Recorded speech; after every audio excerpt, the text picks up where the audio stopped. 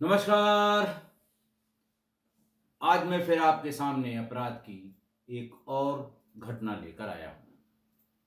आज के अपराध की घटना थोड़ी पुरानी है।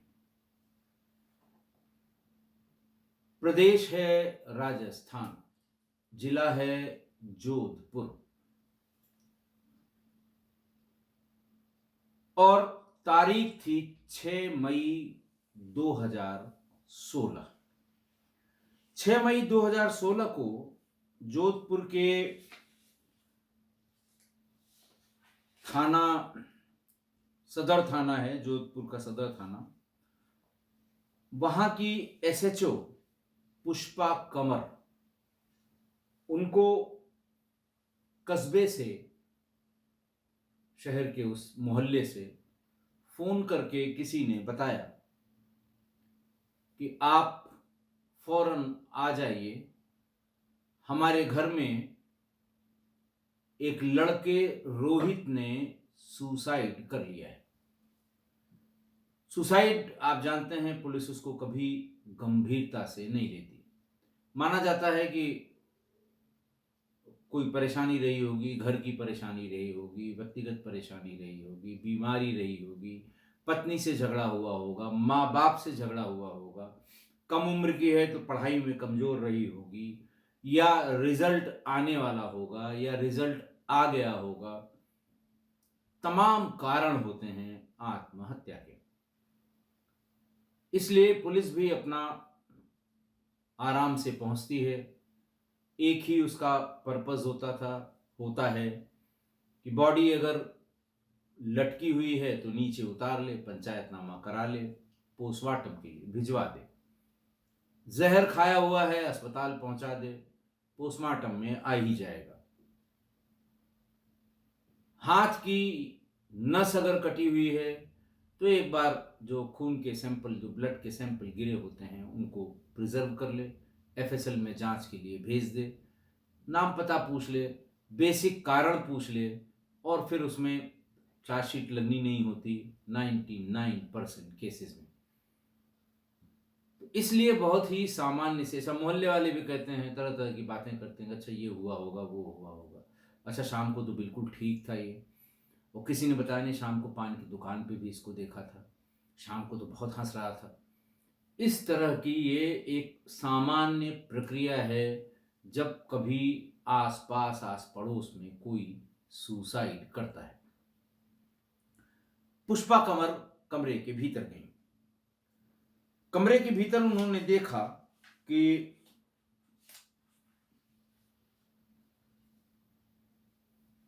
एक व्यक्ति, एक लड़का जिसकी उम्र बहुत ज्यादा नहीं थी, रोहित उसका नाम था, उम्र थी 27 साल, वो बिस्तर पर लेटा हुआ था। उसका दाहिना हाथ पलंग के किनारे लटका सा हुआ था। उसमें जो खून रिस रहा था वो भी रिसना बंद हो गया था, लेकिन बड़ी मात्रा में खून फर्श पर गिरा हुआ था। उसकी पत्नी सीमा दहाड़े मार मार कर रो रही थी। पुष्पा कंवर ने भी अपना काम शुरू किया और उनको, भाई कैसे हुआ, कमरे में कौन कौन था। सीमा ने कहा कि हम पति पत्नी ही कमरे में थे, मैं सो गई और अभी पानी पीने के लिए उठी तो मैंने देखा कि इनका हाथ एक तरफ लटका हुआ है और काफी खून उसमें से गिर रहा है। मैं घबरा कर दरवाजा खोलकर बाहर गई और मैंने सबको जगाया। कितनी देर पहले की बात है, ऐसा एसएचओ पुष्पा कंवर ने पूछा। तो उन्होंने कहा, साहब आधे घंटे पहले की बात होगी। बहरहाल पुलिस ने अपनी इनिशियल कार्रवाई की, लाश का पंचायतनामा किया। पंचायतनामा करने के बाद पोस्टमार्टम के लिए लाश को भेज दिया।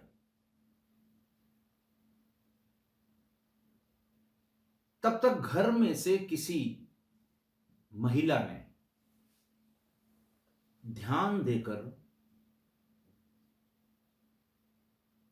पुष्पा पुष्पा कंवर से, महिला जो एसएचओ थी सदर थाने की, उनसे ये कहा कि मैडम, इसके दाहिने हाथ की नस कटी है और सारा काम ये दाहिने हाथ से ही करता है। बाएं हाथ से नस का काटना थोड़ा सा कम समझ में आता है, और ऐसा कि नस भी पूरी कट गई और भीतर की हड्डियां साफ साफ दिखाई दे रही हैं। पहली बात तो उसने ये बताई, अगर दाहिने हाथ का आदमी है तो निश्चित रूप से बाएं हाथ की नस को काटता है, क्योंकि दाहिने हाथ से काम करने वाले आदमी की पकड़, प्रिसीजन,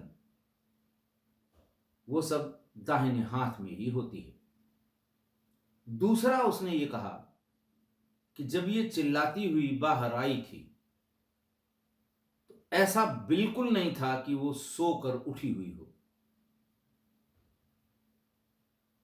चूंकि वो दहाड़े मार मार कर रो रही थी सीमा, ये बात उसने सुनी, पुष्पा कंवर ने। उसने कहा अच्छा ठीक है, पोस्टमार्टम होने दो, मैं बात करती हूं। थाने पर जाकर उसने डिस्कस किया, लोगों को बुलाया कि सामान्य रूप से हाथ की नस जो काट कर जिन्होंने आत्महत्या की है, पुराने लोग थे, उनके एक्सपीरियंस को शेयर करने के लिए, किस हाथ की नस कटी हुई मिली होगी। पुराने लोगों ने और बाकी लोगों ने भी ये बताया कि साहब, सामान्य रूप से सुसाइड करने वाला आदमी अगर ब्लेड या चाकू से हाथ की नस आत्महत्या के उद्देश्य से काटता है तो हमेशा बाएं हाथ की नस कटी हुई मिली है। अब तक जो घटनाएं उनकी जानकारी में आई हैं, दाहिने हाथ की तभी कटी हुई मिली है अगर आदमी बाएं हत्था हो, यानी वो लिखने पढ़ने बाकी सब काम बाएं हाथ से करता हो, जिसे लवड़ हत्था भी कहते हैं। तो लेफ्ट हैंडर किसे कहते हैं? जिसे कहते हैं भाई ये लेफ्ट हैंडर, आपने बहुत से लोगों को देखा होगा वो बाएं हाथ से ही लिखते हैं, दाहिने हाथ से वो लिख नहीं सकते। जैसे हम बाएं हाथ से, यानी दाहिने हाथ से काम करने वाला व्यक्ति बाएं हाथ से नहीं लिख सकता, वैसे ही बाएं हाथ से अपना सारा काम करने वाला, जैसे हम सामान्य रूप से बटन अगर बंद करते हैं तो दाहिने हाथ से करते हैं, अगर दाहिने हाथ में किसी चोट की वजह से या किसी परेशानी की वजह से बाएं हाथ से बंद करना हो, मुश्किल होती है, क्योंकि हमें आदत नहीं है। ये बात पुष्पा कंवर को समझ में आ गई कि वो महिला कुछ इशारा जरूर कर रही थी, यानी दाल में कुछ काला है। बहरहाल अगले दिन पोस्टमार्टम हो गया। दोपहर बाद पोस्टमार्टम होकर परिजनों को लाश मिल गई। लाश लेकर वो अंतिम संस्कार के लिए घर ले आए और अंतिम संस्कार उसका कर दिया। लेकिन पुष्पा कंवर के दिमाग में ये बात चल रही थी कि बात बहुत अच्छी की उस महिला ने। एक आधे मिनट में उसने ये दो बातें बताई, लेकिन दोनों काम की हैं। और पुराने लोगों की जो जानकारी शेयर की, उससे भी यही बात समझ में आती है कि दाहिने हाथ से कामकाज करने वाला आदमी या औरत दाहिने हाथ की ही नस नहीं काटता, बाएं हाथ की काटेगा, क्योंकि उसका जो कॉन्फिडेंस है वो उसी हाथ से होगा जिस हाथ से वो सारा काम करता है। बहरहाल वो फिर घर पर पहुंच गई। पहुंची तो वो मातम पुरसी के नाम पर, सांत्वना देने के लिए, चलो भाई क्या हुआ, कितने बच्चे हैं, कब की शादी है, दुनिया जहान की बातें उन्होंने कहनी शुरू की। फिर सीमा की हिस्ट्री जानने में इंटरेस्ट दिखाने लगी। सीमा यानी उसकी पत्नी की। जैसे ही उसने ये इंटरेस्ट दिखाना शुरू किया, किवाड़ की आड़ से सुन रही सीमा फिर दहाड़े मार मार कर रोने लगी। परिजनों को घर के बाहर ले आई पुष्पा कंवर और उनसे कहा कि ये बताओ ये कहाँ की रहने वाली है। तो लोगों ने बताया साहब जोधपुर में बच्चों की शादी में बहुत दिक्कत होती है। मैं आपको बता दूं अपने किस्सा गोई के परिवार के लोगों को कि राजस्थान का जोधपुर जिला लिंगानुपात में यानी पुरुषों और महिलाओं के अनुपात में सबसे पीछे है। आज से करीब करीब 10 साल पहले 10-11 में ये प्रति 1000 व्यक्ति पे 900 महिलाएं थी। अब थोड़ा सुधार हुआ है, लेकिन तब भी वो 960 पर है। यही कारण है कि वहां पर लड़कों की शादियां थोड़ा मुश्किल होती है शादियां होने में, क्योंकि लड़कियों की संख्या पूरे जिले में लड़कों की तुलना में कम है। ऐसे में ही आपदा को अवसर मानने वाले बहुत से लोग वो शादियां कराने का ठेका लेते हैं कि लड़के की शादी हम कराएंगे, 5 लाख लेंगे, 3 लाख लेंगे, 2 लाख लेंगे, जैसा लड़का जैसी लड़की होगी। 27 साल के रोहित की शादी भी घर वाले ढूंढ रहे थे। इसी बीच में शादियां करवाने वाले लोगों ने यानी दलालों ने रोहित के घर वालों से संपर्क किया और उनसे कहा कि शादी हम करा देंगे, लड़की बहुत सुंदर है और पैसा लेकिन ज्यादा लगेगा। तय तोड़ करके 3 लाख में सौदा तय हुआ। 3 लाख में शादी 29 मार्च 2016 को सीमा और रोहित की शादी हो गई। बहुत धूमधाम से हुई। बहू घर पे आ गई। रोहित बहुत खुश था, लड़की सुंदर थी। लेकिन सीमा ने 29 मार्च की शादी में 7 या 8 अप्रैल को अपनी मां को फोन किया कि मेरा मन यहां नहीं लग रहा है। राजस्थान में शादियों की रिवाज में एक चीज और है कि अगर शादी में लड़की ससुराल आएगी तो साल भर तक वो मायके नहीं जा सकती। मायके वाले बराबर आ सकते हैं, तीज त्योहार पे आ सकते हैं, वैसे भी मिलने आ सकते हैं, माँ बाप भी आ सकते हैं मिलने के लिए, लेकिन लड़की को साल भर रुकना होगा ससुराल में और साल भर के बाद ही वो आ सकती है। सीमा ने अपनी मां से जिद किया कि हमें जल्दी से बुला लो। मां ने कहा बेटा समय है, कट जाएगा, सब अच्छा लगने लगेगा, हम साल भर के पहले न कह सकते हैं न बुला सकते हैं।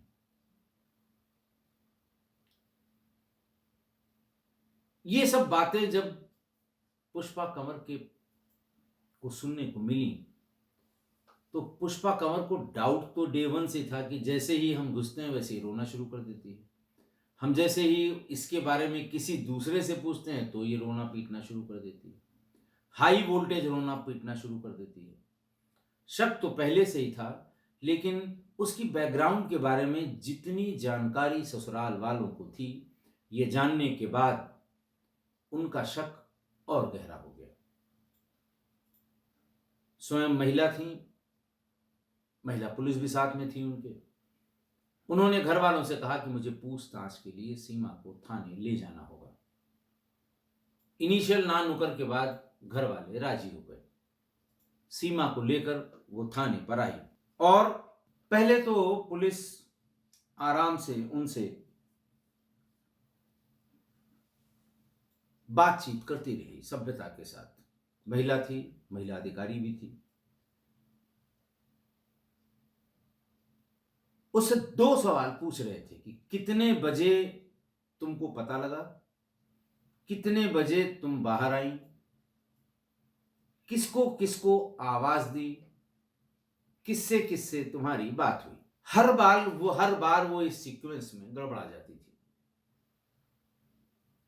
समय में भी गड़बड़ हो जाती थी, क्योंकि पुष्पा कंवर ने जिस समय लाश देखी थी ब्लीडिंग बंद हो चुकी थी, मतलब कि लगभग 2 घंटे पहले की हत्या, 2 घंटे पहले की मौत रही होगी। पुष्पा कंवर ने फिर वही रास्ता अख्तियार किया जो पुलिस अख्तियार करती है। थोड़ी देर में सीमा तोते की तरह बोलने लगी। सीमा ने बताया कि उसके घर वालों ने ऐसे ही पैसा लेकर एक शादी की थी पहले। वो शादी रास नहीं आई। लड़का उम्र दराज था। लड़के के पास जो समझ के शादी की गई थी कि रुपए पैसे वाला है, वैसा भी नहीं था। मैंने 6 महीने के भीतर ही उससे तलाक ले लिया। मैं फिर घर आ गई और घर आने के बाद फिर दबाव हुआ। माताजी ने फिर पैसा ले लिया, 3 लाख रुपए, और रोहित के यहां हमारी शादी कर दी।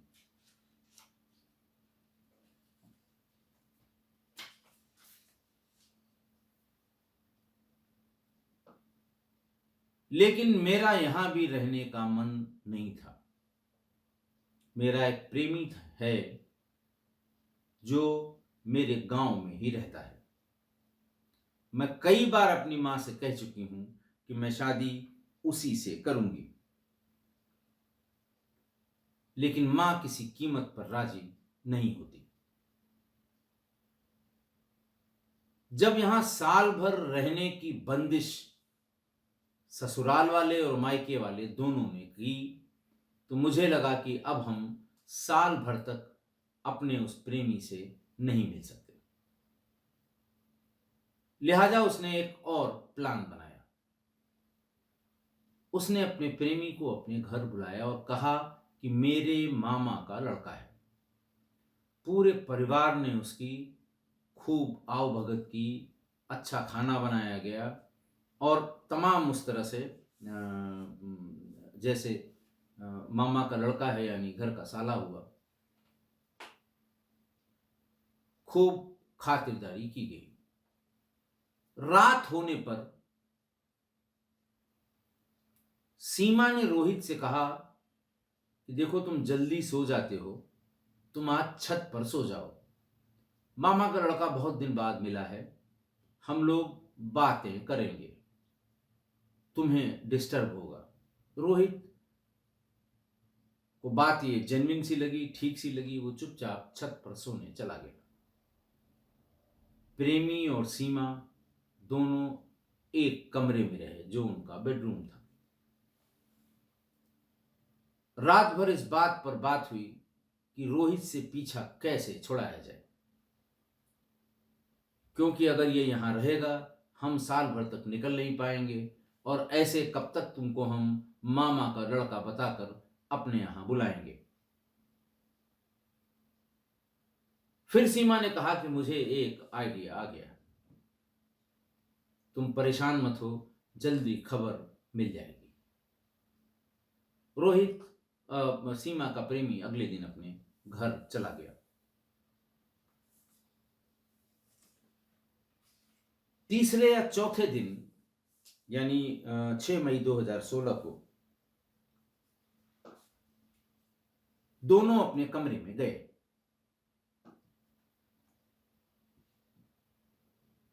सीमा ने कहा कि हम आज अलग तरह से प्यार करेंगे। रोहित ने कहा ठीक है, बताओ। सीमा ने एक रस्सी ली और रोहित से कहा कि हम तुम्हारा हाथ पैर बांधकर तब हम प्यार करेंगे।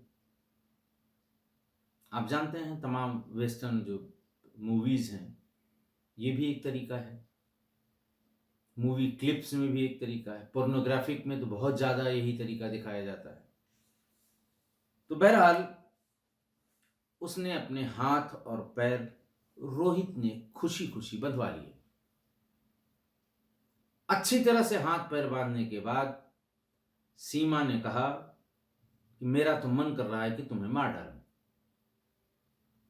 रोहित ने कहा मार दो,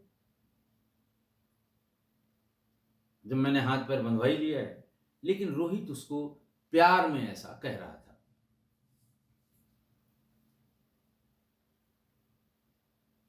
इसी बीच में गर्दन पर हाथ लगाकर सीमा ने कहा कि गर्दन दबा के मारूं। रोहित ने कहा मार दो। मौका अच्छा देखा सीमा ने, गर्दन इतनी जोर से दबाई कि वो बेहोश हो गया। हाथ लगाकर देखा कि भी जिंदा था। ब्लेड पहले से ही तैयार रखा था सीमा ने। दाहिने हाथ में जोर का कट, ऐसा कट कि हड्डियां तक उन पे भी निशान कट के लग गए।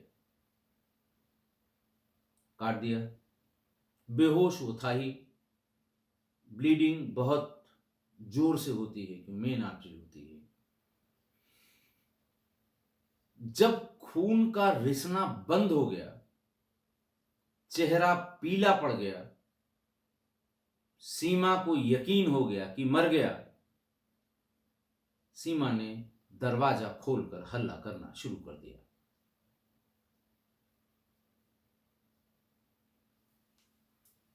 राहुल कंवर, उनके साथ की जो उनकी पुष्पा कंवर और जो उनकी साथ की महिला पुलिसकर्मी थी, उन्होंने उससे पूछा कि ऐसा आइडिया तुम्हारे दिमाग में आया कैसे। उसने वो बात भी बताई कि क्राइम पेट्रोल में गुजरात की एक घटना में कृष्णा नाम की महिला ने अपने पति की हत्या ठीक इसी तरह की थी। मैंने यहां उसको बिस्तर पर हाथ पैर बांधा था, उसने वहां कुर्सी में हाथ पैर बांध के खेल खेलने के लिए, कि हाथ पैर और आंख में पट्टी बांध के वो कुछ जैसे कि इसको पहचानो, उसको पहचानो, उसको पहचानो, प्यार मोहब्बत में, और आंख में पट्टी बांधने के साथ ही साथ उसने ब्लेड से उसकी गर्दन काट दी थी, हाथ की नस काट दी थी। मेरे दिमाग में वही एपिसोड चल रहा था। महिला का नाम कृष्णा था। उस एपिसोड में घटना गुजरात की थी और मुझे लगा प्यार से ही मारना ज्यादा ठीक है, घर में ज्यादा लोग हैं, कोई जोर जबरदस्ती करूंगी बात खुल जाएगी, मैं मारी जाऊंगी। और इसी एपिसोड को देखकर मैंने ये मोडस ऑपरेंडी अपनाई। लेकिन उससे जब पूछा गया कि उस एपिसोड में क्या पत्नी पकड़ी गई थी, उसने कहा ये मुझे नहीं पता है। वो एपिसोड थाने पर ढूंढ के रिप्ले भी किया गया, जिसमें हत्यारी महिला का पर्दाफाश हुआ था और 2 दिन के भीतर ही वो पकड़ी गई थी। शायद एपिसोड का ये पोर्शन सीमा ने या तो देखा नहीं, या देखा तो उसे याद नहीं था कि पकड़े भी जा सकते हैं। बहरहाल पुलिस ने सीमा को गिरफ्तार किया, गिरफ्तार करके जेल भेज दिया। आज की घटना। आज एक पत्नी ने प्रेमी के खातिर अपने पति की हत्या कर दी, वो भी क्राइम पेट्रोल देखकर। मैंने अपने कई एपिसोड्स में जहां इस तरह की घटनाएं, इस तरह के सीरियल्स देखकर अपराध हुए हैं, वहां मैंने बार बार कहा है कि जिन लोगों में, खासकर अल्पवयस्क या बच्चों में, क्राइम पेट्रोल, सीआईडी या इससे मिलते जुलते धारावाहिक देखने की लत पड़ जाए या बहुत देखा जाए, तो अतिरिक्त सावधानी बरतनी चाहिए। बहुत बार कहा है, जो लोग हमेशा देखते हैं उन्हें याद भी होगा कि किन किन घटनाओं के संदर्भ में मैंने ऐसा कहा है। देखिए, दरअसल होता यह है, जो लोग फ्रायड की फिलॉसफी से परिचित हैं, वो तो अच्छी तरह जानते हैं कि हमारे मन में जो हमारा माइंड है वो 4 तरह का होता है। Conscious mind, semi conscious mind, subconscious mind और अनकॉन्शियस माइंड। जो कॉन्शियस माइंड है उसकी एनालिटिकल पावर बहुत मतलब जागृत अवस्था में होती है। कॉन्शियस माइंड में लत या आदत या एक ही तरह की सोच कभी नहीं घर करती, क्योंकि उसके अंदर एनालाइज करने की क्षमता है कि ये करूंगा तो ये होगा, ये करूंगा तो ये होगा, ये नुकसान होगा, ये फायदा होगा। अनकॉन्शियस माइंड में मतलब जो एक्सट्रीम्स हैं, कॉन्शियस माइंड और लास्ट वाला अनकॉन्शियस माइंड। अनकॉन्शियस माइंड में आपकी पुरानी घटनाएं, अच्छी और बुरी दोनों, पुरानी यादें, पुराने किस्से, ये जैसे कहते हैं दफन होके रहती हैं, प्रिजर्व हो जाती हैं। और कोई बहुत तगड़ा स्टिमुलस अगर मिलता है तभी ये बाहर आती है। सबसे खतरनाक सब कॉन्शियस माइंड है, सेमी कॉन्शियस नहीं, सब कॉन्शियस। आपके फ्राइड के हिसाब से 90% हिस्सा आपके माइंड का, माइंड सेट का, वो इसी सब कॉन्शियस माइंड के अधीन रहता है। आपकी जितनी आदतें हैं, लत है, शौक है, और खासकर ये जैसे आप इस तरह की सीरियल देखते हैं,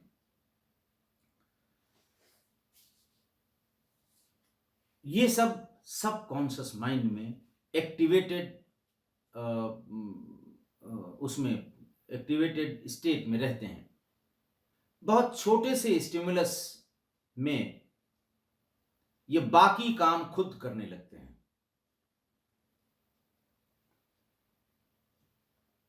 किसी अपराध की घटना, कोई आपराधिक सोच, अपराध की कोई पुरानी याद आपके साथ हुई हो, आपने देखी हो, आपके किसी परिजन के साथ हुई हो, अगर इस तरह की घटना आपके आसपास घटती है तो आपका सब कॉन्शियस माइंड इसके डिटेल में जाने को आपको मजबूर करता है।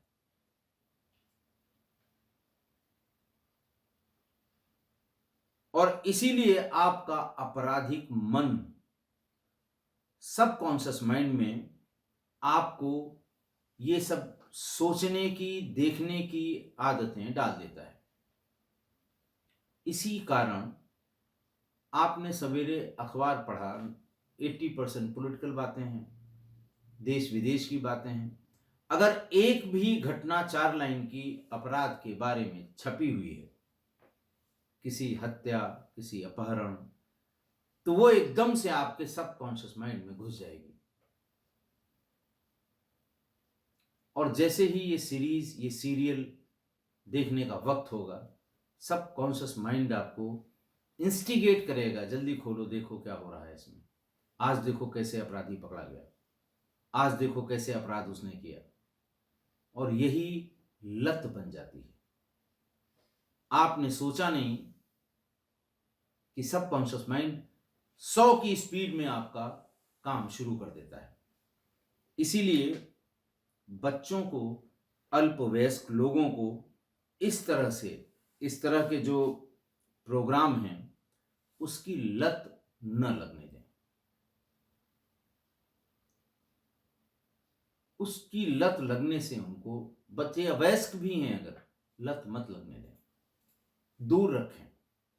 एंटरटेनमेंट की तरह ही ये जैसे बाकी सीरियल देखे जाते हैं देखा जा सकता है, लेकिन केवल सावधान इंडिया और क्राइम पेट्रोल ही देखना पूरे दिन भर में, ये खतरे की घंटी है।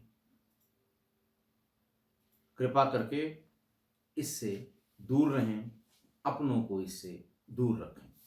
आशा है आप मेरी इस बात से सहमत होंगे। आज के लिए इतना ही। बहुत बहुत धन्यवाद।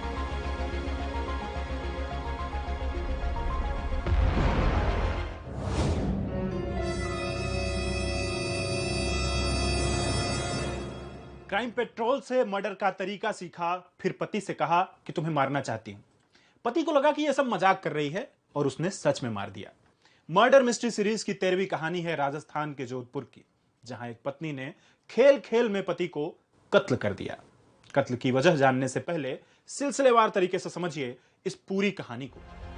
29 मार्च 2016 रोहित नाम के एक युवक की शादी सीमा नाम की लड़की से होती है। सीमा की यह दूसरी शादी थी। वह अपने पहले पति को तलाक दे चुकी थी। रोहित इस शादी से खुश था, लेकिन सीमा खुश नहीं थी। वो इस शादी से भी छुटकारा चाहती थी। सीमा और रोहित की शादी में एक दिलचस्प बात यह थी कि रोहित को शादी के लिए पैसे देने पड़े थे। जोधपुर में पैसे देकर होने वाली शादियों में एक रिवाज होती है कि दुल्हन 12 महीने से पहले ससुराल से वापस नहीं जा सकती। सीमा के लिए बस यही दुखदाई था। वजह थी उसकी प्रेमी। ससुराल में सीमा उससे मिल नहीं सकती थी, तो उसने प्रेमी को मामा का लड़का बताकर ससुराल में ही बुला लिया। बात है 6 मई 2016 की। रात के 8 बजे थे। रोहित और सीमा अपने कमरे में गए। अंदर जाकर सीमा ने रोहित से कहा कि एक खेल खेलोगे। रोहित ने हामी भर दी। सीमा ने एक रस्सी उठाई और उसके हाथ बांध दिए। फिर वह उसकी गर्दन दबाने लगी। जैसे ही रोहित बेहोश हो गया, तुरंत ही वहां सीमा आई और उसने ब्लेड उठाकर रोहित की नस काट दी। उसने इतनी तेजी से नस काटी थी कि उसके हाथ की हड्डियां दिखाई दे रही थी। पति का कत्ल करने के बाद सीमा चीखते हुए बाहर निकली, कही कि रोहित ने नस काट ली है। लेकिन परिवार को सीमा पर शक था। पुलिस ने मर्डर एंगल की जांच शुरू की तो सीमा पहली नजर में ही आरोपी बन गई। जब पुलिस ने कड़े तरीके से पूछताछ शुरू की तो रोहित की हत्या की बात उसने कबूल कर ली। पूछताछ में सीमा ने बताया कि उसने हत्या का तरीका क्राइम पेट्रोल से सीखा था। लेकिन शायद सीमा वो वाला हिस्सा देखना भूल गई थी जब आरोपी को क्राइम ब्रांच ने पकड़ लिया था। मर्डर मिस्ट्री में अभी कुछ ऐसी ही बेहद दिलचस्प कहानियां आने वाली हैं। आप बने रहिए दैनिक भास्कर ऐप के साथ, क्योंकि सच करीब से दिखता है।